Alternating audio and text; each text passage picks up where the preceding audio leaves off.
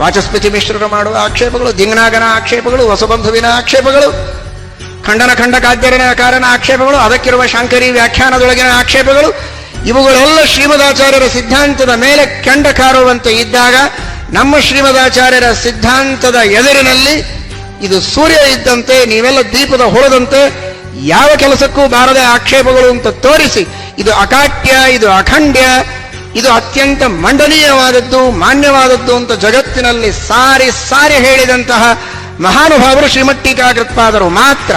ಖಂಡನ ಖಂಡ ಖಾದ್ಯಕಾರ ಅವನ ಹೆಸರಿಗೆ ತಕ್ಕ ಹಾಗೆ ಖಂಡನ ಖಂಡ ಖಾದ್ಯ, ಬೇಕಾದ್ಯ ಮಾಡ ನೀನು, ನಿನ್ನ ತಲೆಗೆ ಬಂದಂತೆ ಖಂಡನ ಮಾಡ, ಆ ಎಲ್ಲಾ ಖಂಡನಗಳ ಮುಂಡನ ಮಾಡಿ ಇಡುತ್ತೇನೆ, ಏನು ಅಂತ ತಿಳಿದಿದ್ದೀಯಾ ಅಂತ ಷಡ್ಡು ಹೊಡೆದು ನಿಂತ ಮಹಾನುಭಾವರು ಶ್ರೀಮಟ್ಟೀಕಾಕೃತ್ಪಾದರು.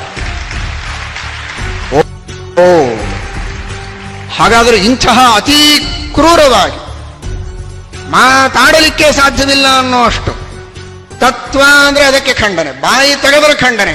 ಇಂತಹ ಖಂಡನ ಖಂಡ ಕಾದ್ಯ ಕಾರಣ ಮಾತಿಗೆ ಏನೂ ಪ್ರತಿಕ್ರಿಯೆ ಸಾಧ್ಯ ಇಲ್ಲ ಅಂತ ಕಂಗಾಲಾಗಿ ಕಾಂದಿಗ್ಭೂತರಾಗಿ ಓಡಿ ಹೋಗಬೇಕು ಜನ ಎಲ್ಲ.